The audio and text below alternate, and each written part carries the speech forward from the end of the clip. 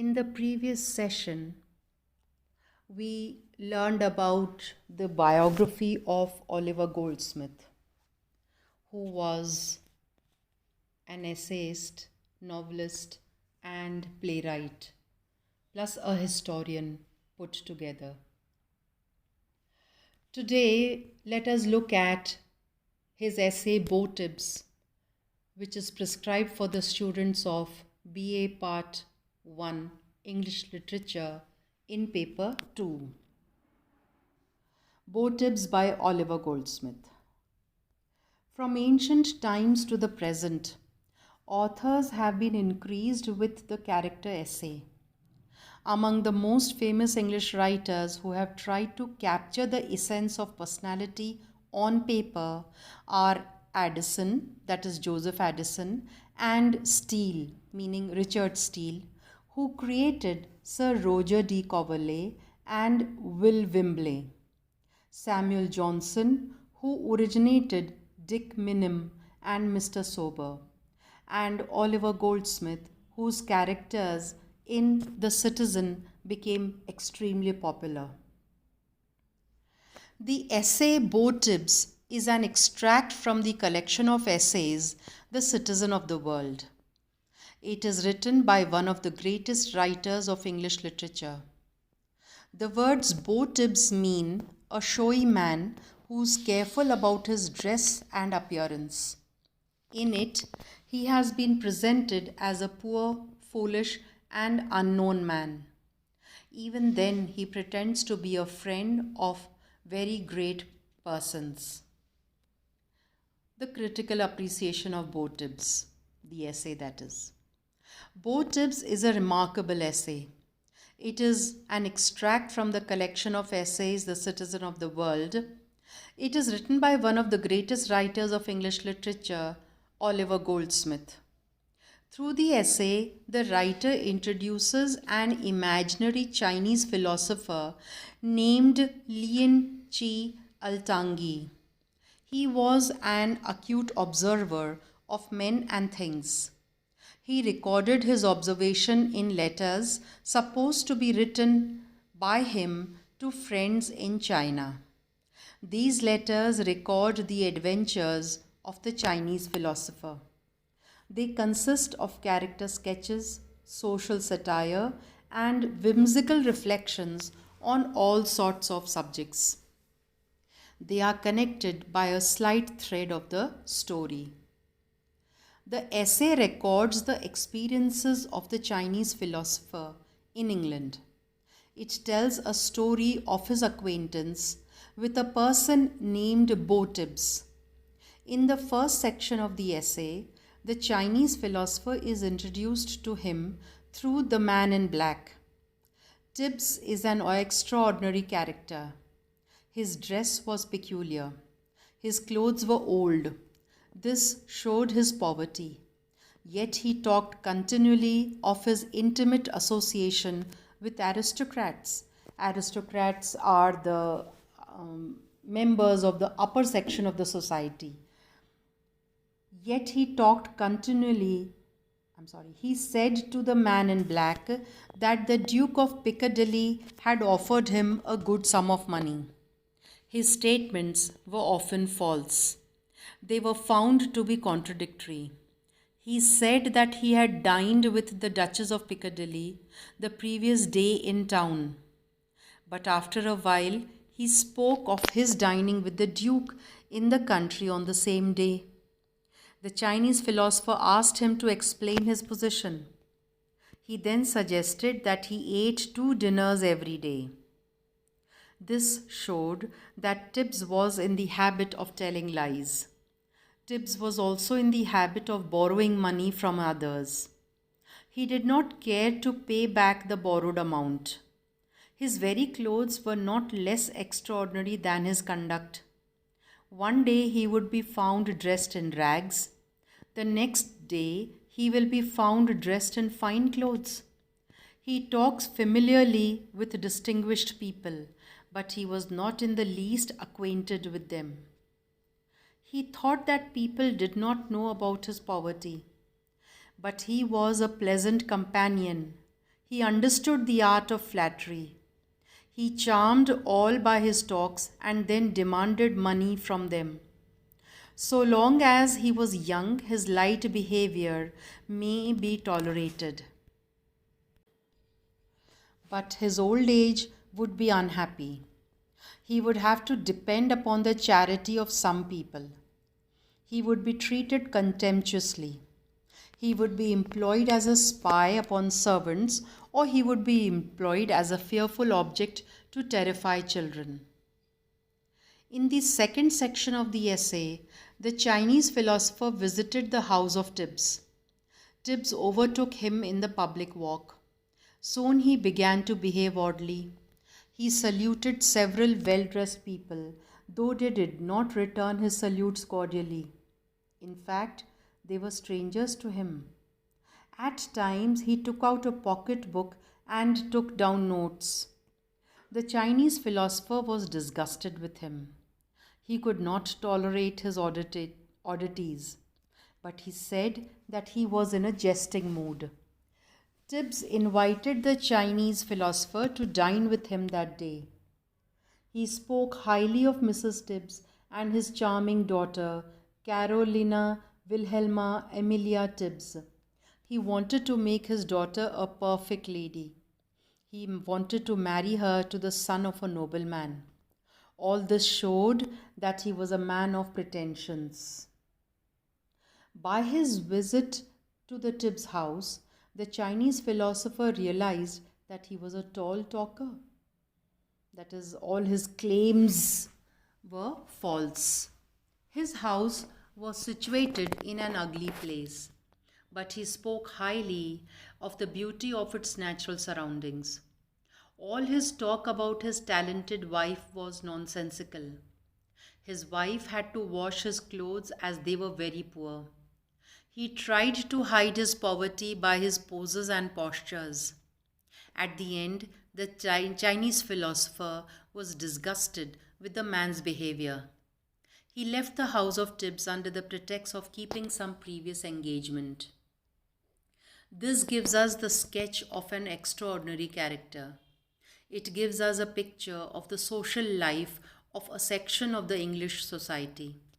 Often we come across poor people who try to hide their poverty by posing to be rich. Such people are foolish. They are objects of pity.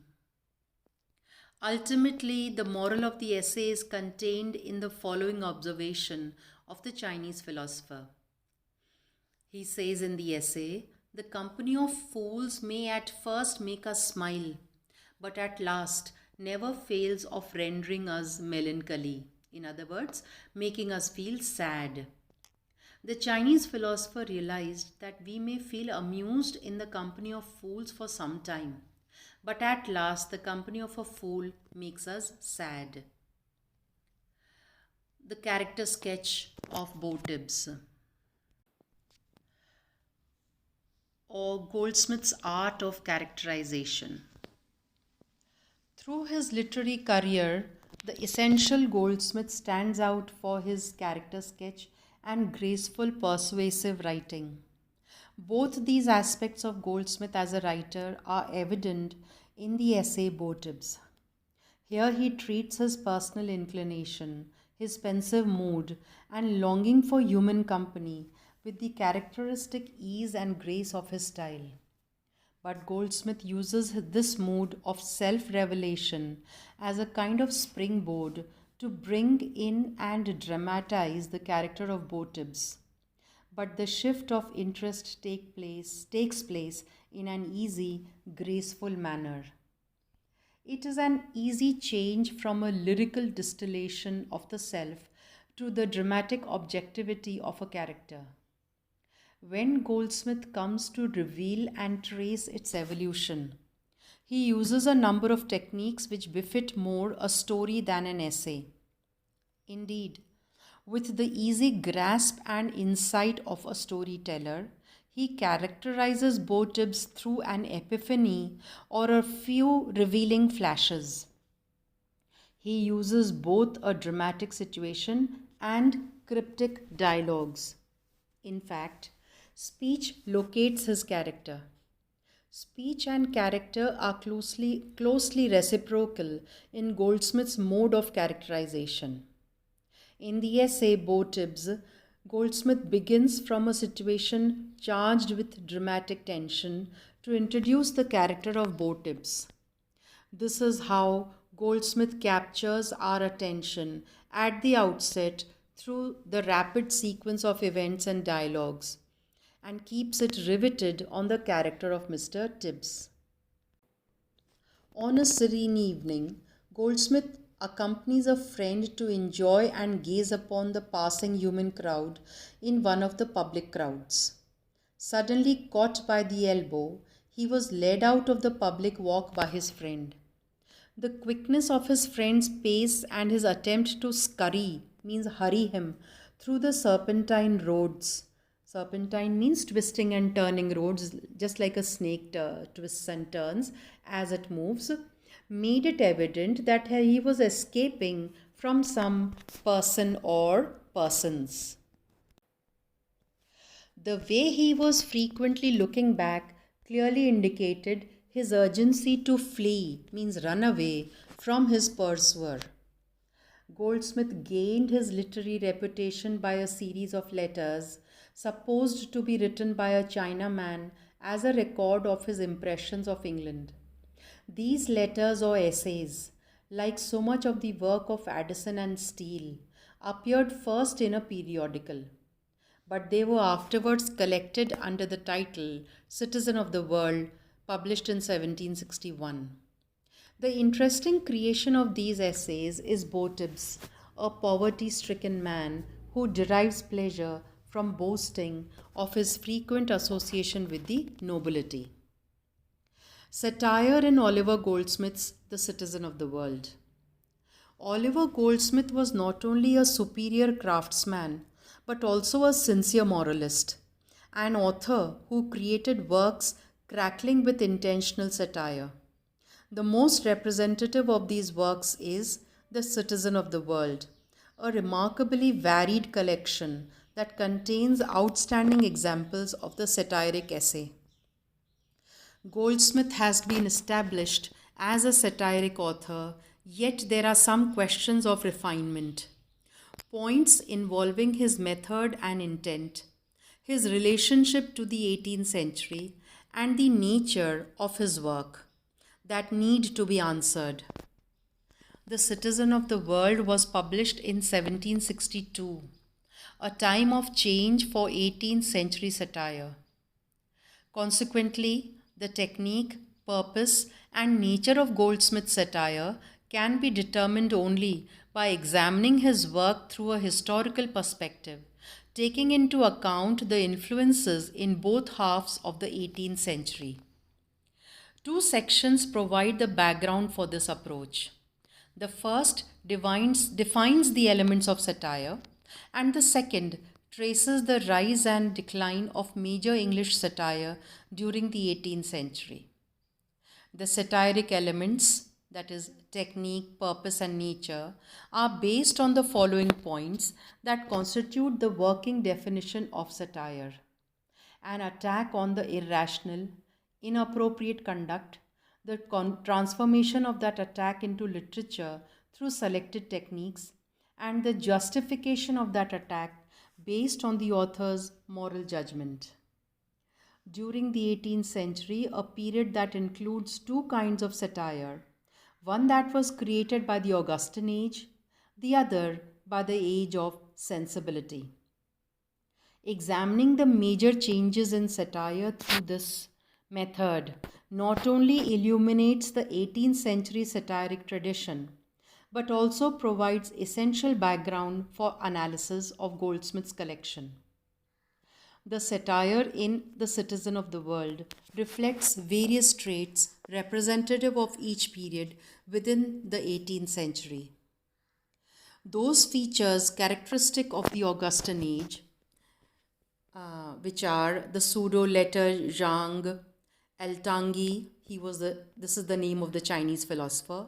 Assorted caricatures, the rhetorical tools drawn from all four comic theories, the satiric weapon of irony, the quality of critical humor, the intense emotions of moral contempt and righteous imagination, the unacceptable examples of vice and folly, the emphasis on man's responsibility for his own actions, and the normative values generate satire that is, at least in several respects, moral, moderate, reasonable, amusing, and powerful.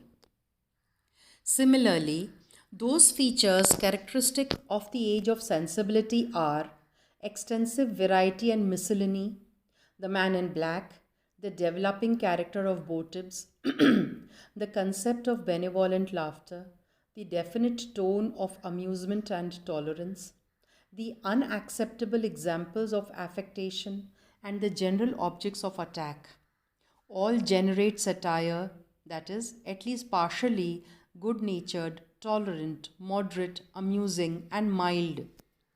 Taken together, these features from both periods of the 18th century account for a satiric work that is occasionally intense, occasionally moderate, that is, in truth, a blend of two particular kinds of satire, one created by the Augustan age, the other by the age of sensibility. With this, we end the write up on Botibbs by Oliver Goldsmith, prescribed for the students of English Literature, Paper 2 of BA Part 1. Thank you.